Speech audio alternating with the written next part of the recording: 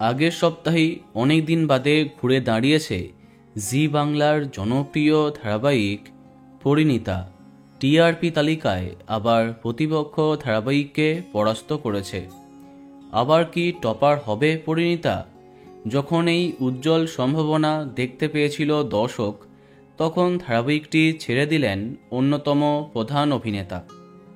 বেশ কদিন আগে পরিণীতা ধারাবাহিকের গল্প যাকে ঘিরে জমে উঠেছিল, যার জন্য ধারাবাহিকটি হয়েছিল জমজমাট, তিনি এবার চিরদিনের জন্য এই ধারাবাহিকটি ছাড়লেন।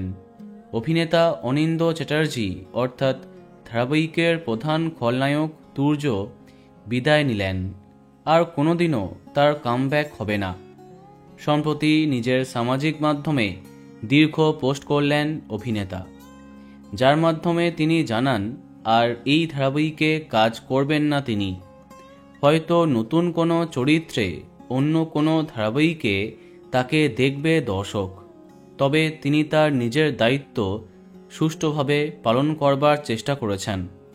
এবার দর্শকের ভালোবাসাও পেয়েছেন। একজন অভিনেতার কাছে এটাই বড় পাওয়া। তাহলে পরিণীতা ধারাবাহিকে আর কি ফিরবেই না তুর্য ট্র্যাক, নাকি সেই চরিত্রে মুখের বদল হবে, সেটা কনফার্ম জানা যায়নি। তবে যারা অনিন্দ্যর কামব্যাকের অপেক্ষা করছিলে, তাদের জন্য এটা দুঃসংবাদ।